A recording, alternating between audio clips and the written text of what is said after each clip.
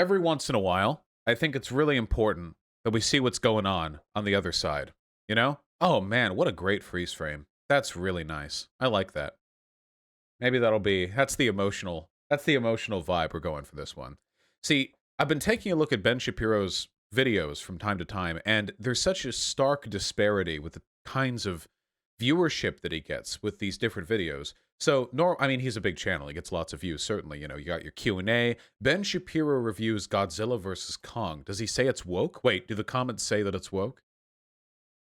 Maybe it does. I don't know. Is anything in that movie could be considered woke? I don't think so. Probably not. The only thing that I can think of that Ben Shapiro would complain about was that the little girl who did the sign language. That one, he would be like, including the young non-Western girl as one of the essential characters for communicating with King Kong was. I mean, obviously, of course, you're saying then that Western literature artists and academics aren't capable of deciphering. I don't know. There's something there. Anyway, the most views he has on anything he's put out recently is this right here. It's Coke wakes up as Ben and Jerry's melts down. Oh, is it the billionaire being the villain? Ah, gotcha. You know, the billionaire has been the villain in pretty much all media for as long as media has existed. You know, people just tend not to trust aristocrats that much. Anyway, I want to see what's going on over here. 750,000 views in what, 4 days? What's the vibe, Ben? Hit us up.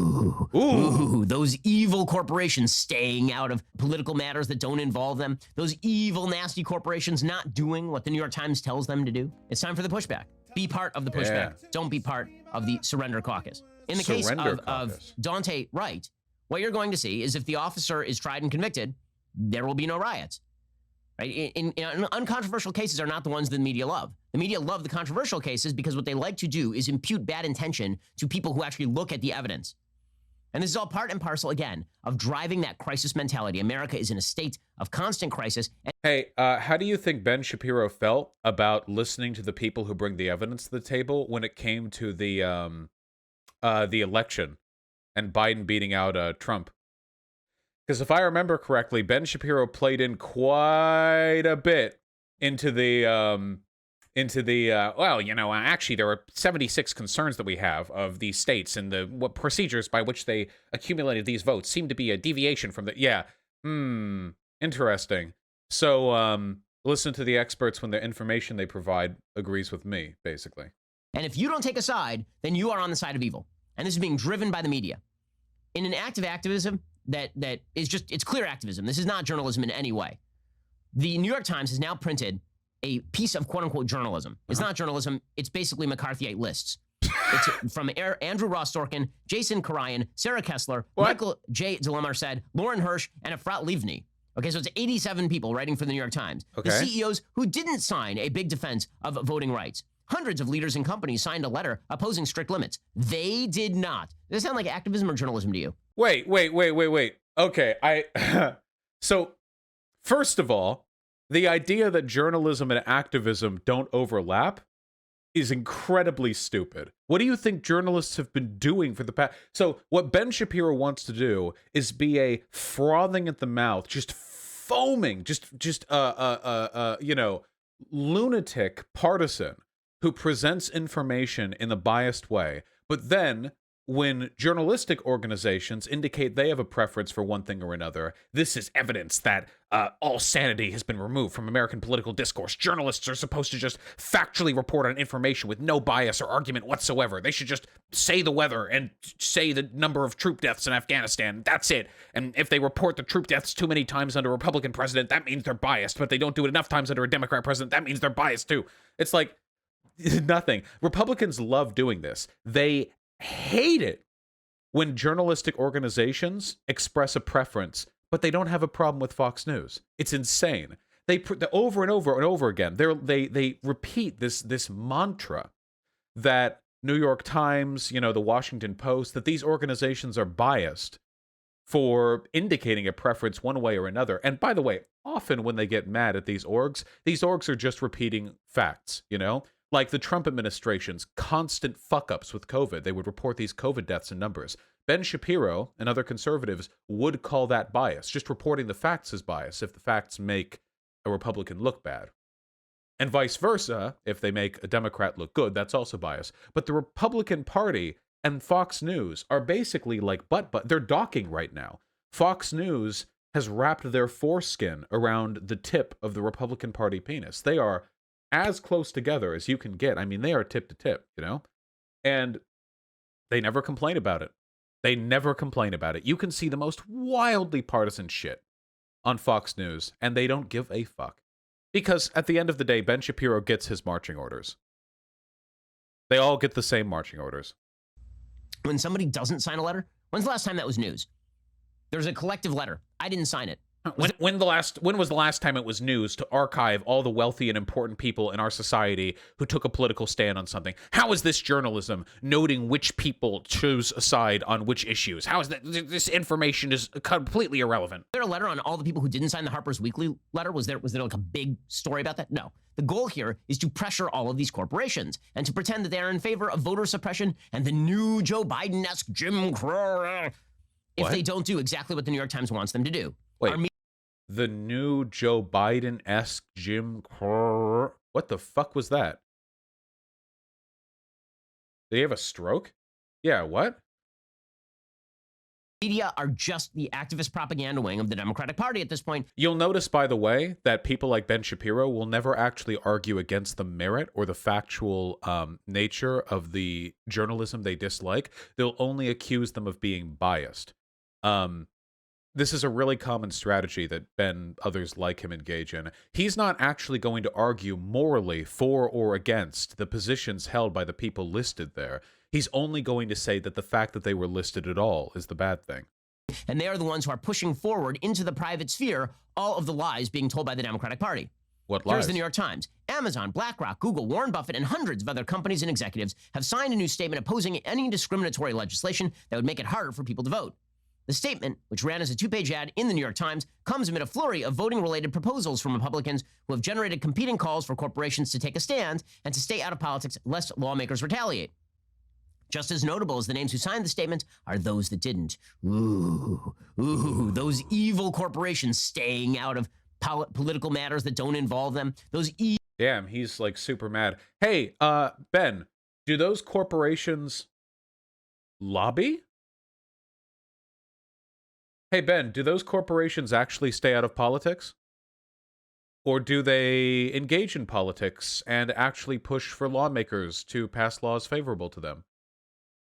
Big businesses are political organizations, Ben. They always have been. They have always held a seat at the table of power. They always have. That has never changed. And it is perfectly all right to criticize them for the positions they do and do not hold. Evil, nasty corporations not doing what the New York Times tells them to do. There are some notable omissions, says the New York Times. Again, by the way, we're 2 minutes, 18 seconds in. He hasn't actually made an argument. The only argument that he's made is corporations should stay out of politics, and the New York Times is trying to bully them into saying something about politics when they lobby. That's it. That's the only thing. I bet that's the only thing we're going to get this entire time, actually. Many companies declined to sign the statement. Some executives, such as Warren Buffett, signed for themselves, but not on behalf of their companies. Cringe. Coca-Cola and Delta declined to add their names, perhaps fearing more blowback for earlier statements and also not feeling the need to speak again. JP Morgan Chase declined to sign the statement, despite a personal request from senior black business leaders to Jamie Dimon, who made a statement on voting rights before. Doug McMillon, Walmart's CEO, who also chairs the Business Roundtable lobby group, sent a note to employees to explain the company's position. He said, "We're not in the business of partisan politics. While our government relations teams have historically focused on core business issues like tax policy or government regulation, Walmart and other major employers are increasingly being asked to weigh in on broader societal issues such as civil rights." The company didn't sign the statement, but, quote, "We do want to be clear, we believe broad participation and trust in the election process are vital to its integrity." So they're all going to be bullied into speaking on topics that have... Oh, no. Bullied? Look at the sycophantry here is unbelievable. Ben Shapiro is trying to make his audience feel bad for mega corporations because there was a list that said they didn't vote, they didn't cast their signature on a letter. That's what we're dealing with right now. That's what got 750,000 views, is Ben Shapiro saying how unfair it is that somebody wrote a letter and took out an ad pointing out that some corporations didn't do X or Y. I hope all 750,000 people or so who watch this go out there, go to their nearest megacorp that's owned by a billionaire, and prostrate themselves before the lobbyist, the lobby in the front desk, okay? I hope they work there. I hope they volunteer their labor, all right? I hope they do unpaid labor there for decades, as inspired by Ben Shapiro, okay? To compensate for the overwhelming moral crime, doing everything they can. These poor corporations. It makes me kind of sad, you know? There are people watching this who are probably struggling, like, day to day. It's not like everyone who watches Ben Shapiro is some kind of, like, hedge fund manager. There are plenty of people who watch this who are probably dealing with their own day-to-day shit, and they're over here like, yeah, those corporations, they shouldn't have to talk politics. Why does America hate big companies? What's going wrong? Meanwhile, like, these corporations are wealthier than they ever have been in basically all of human history. But, you know, anything to get people to defend them. Nothing to do with their companies, and that are controversial at the very least. And the media are just going to push this stuff. They're going to push it as hard as they possibly can. Still no Virtue argument. signaling will continue until America is all better, which is why you get Ben and Jerry's announcing that they don't like the police anymore. So free ice cream for everybody, gang. Seems to me that if Ben and Jerry's doesn't like the police, next time somebody robs a Ben and Jerry's, they have nobody to call. Quote, I love how stupid Ben Shapiro is. First of all, Ben and Jerry's has signaled progressivism for quite a long time. Second of all, this is Ben Shapiro. This is the child prodigy, high IQ genius that everyone fears from the conservative intelligentsia. And what's his argument? If you criticize the police, then maybe the police won't show up when you're getting murdered. It's a very high IQ argument over there, Ben. I thought that freedom of speech and the right to criticize institutions that rule over you was one of the central tenets of American society. But no, I guess this is the same this is literally the love it or leave it argument, by the way. When like, this is the same kind of argument I would expect from some sort of incest-bred Alabaman, like, dipshit, you know, who beats his wife. You don't like the police? Huh, maybe next time someone rolls up, they don't show up. But, like, here's Ben Shapiro making this argument. Ben Shapiro, one of the loudest voices of the conservative intelligentsia, or whatever that means, and he's making essentially the exact same argument. It really does run shit all the way down. There is no, like, upper level. There's no upper crust to these arguments. It's the same logical fallacies. It's the same ridiculous comparisons, the same Mott and Baileys from top to bottom. the murder of Dante Wright, murder, not manslaughter, murder of Dante Wright is rooted in white supremacy. Again, what's the evidence this is rooted in white supremacy? It probably is just manslaughter, by the way, but I don't care about the language of this tweet. And results from the intentional criminalization of black and brown communities. True. Intentional criminalization. I mean, again, Dante Wright shouldn't have been shot. Also, Dante Wright was a criminal. That's not intentional criminalization of Dante Wright. Wait. Ben, it didn't say intentional criminalization of Dante Wright. It said intentional criminalization of the black and brown community. Ben, you have it in front of you, Ben. You have a screen right in front of you. Come on. Intentional criminalization. I mean, again, Dante Wright shouldn't have been shot. Wake up. Also, Dante Wright was a criminal. That's not intentional criminalization of Dante Wright. The man was a criminal. There's a warrant out for him, and he resisted arrest. Says Ben and Jerry's, the system can't be reformed. It must be dismantled. A real system of public safety rebuilt from the ground up. Okay, I look forward to all of the free ice cream for everyone. Meanwhile, Coke is realizing that they... No, he doesn't even have a counter argument. He's just like, yeah, okay, well, I hope your communism where everyone just steals your ice cream, you fucking commies. And then he moves on to the next point. He doesn't even have a retort. Made a very large mistake. Coca-Cola. I feel like Ben's been getting slow. Can I say, does anyone else feel that way? I don't like watch everything that he does, but back in like 2017, 2018, I feel like he was way snappier with some of these points. Maybe he's getting tired, maybe losing it a little bit in his old age. Yeah, he's lost his drive, perhaps. I do think that Ben is probably a smart dude. He just takes his marching orders the same as every other conservative, you know? You have to defend the elites. You have to engage in this and that. They know they're being dishonest in some ways. In other ways, they think they're being honest, but they don't care because they think that everyone else is being dishonest, blah, blah, blah, blah, blah. But I feel like, I don't know. Maybe it's wearing down on him a little bit. Is now striking a conciliatory tone after coming under pressure from conservatives, according to the Washington Examiner, which shows that there is hope moving forward for conservatives, and that is stand up on your hind legs and stop giving into this crap. The soda giant based in Atlanta was absent from that list of more than 500 corporations and individuals that signed a statement condemning any election legislation that would, quote unquote, restrict voters from having, quote, an equal and fair opportunity to cast a ballot. Coca-Cola said that the company had not seen the letter, but is certainly open to hearing their perspective. Okay. They said, quote, we believe the best way to make progress now is for everyone to come together to listen, respectfully share concerns, and collaborate on a path forward. We remain open to productive conversations with the advocacy group and lawmakers who may have differing points of view. Okay. Why? Because they felt it in the pocketbook, right? That's all that happened here. They felt it directly in the pocketbook. And this is true of all of these corporations. They're all virtue signaling because they know that the left is attempting to eat them. Do you ever think they get tired of making arguments like this? Like, at all? Do you think, like, people like Ben ever get tired of making the same argument? Woke corporations virtue signaling. They don't actually believe X. They're just doing it to kowtow to the left. They're not actually trying to kowtow to the left. They're trying to kowtow to the majority population of the United States of America. That's what a lot of these conservatives don't actually recognize. See, right now, the reason why corporations do all this woke shit, and they do virtue signal, there's no denying that, the reason they do it is because there's more of us than they are of them, you know? Republicans tend to vote more because they're older. Older people tend to vote more. Additionally, they have the Electoral College, which massively biases federal elections in their favor. But the majority of people side with us on this. Polling consistently indicates that when it comes to basically every social issue that the conservatives represent, they're in the minority. The majority is progressive. So the corporations are doing this to make money, but it's not to kowtow to, like, the Antifa left. They're doing it to kowtow to the majority population. This is what's known as advertising and branding and marketability.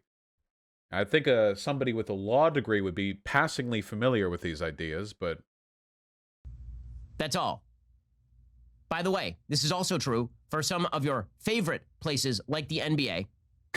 It turns out that the NBA, according to Clay Travis's Outkick, has been outsourcing to Chinese companies who acknowledge that they've been using slave labor cotton. This is according to Clay Travis. So the same people who are virtue signaling at you about how America is a terrible, horrible, no good, very bad, racist place, that same league, they're pushing companies that overtly engage in Muslim slave labor. So this right here is a perfect example of the reason why you have to ally over solutions rather than allying over problems. So there are people in chat saying, wait, Vosh, Ben Shapiro is right about this. No, he's not, because his solution is that we shouldn't criticize either China or America. He is the exact opposite of correct. This is concern trolling. What he's doing is invoking the slavery that's used in China as an excuse to avoid being morally compelled to criticize America. He doesn't actually care about either. The correct solution to this is to look him directly in the eyes, to crack your Giga Chad fingers, your muscles rippling as you do so, your neck thickening wider than the outer limits of your jawline as you pull your head back and let out cracks from your trapezius muscles so loud that hairs bristle on the back of his neck. You look him in the eyes, you lean in forward, you can smell the aqua fresh minty breath on his, and you say, both bad. That's the real answer right there, okay? That's the Giga Chad answer, okay? But that's not the answer that Ben Shapiro has. The answer Ben Shapiro has is, well, everything's bad, so actually, like, nothing's really bad. I mean, if you say America's bad, but there are other bad things, then you can't say that America's bad because there are other bad things. That's Ben Shapiro's argument. According to Clay Travis's Outkick. He'll be joining the show a little bit later on today.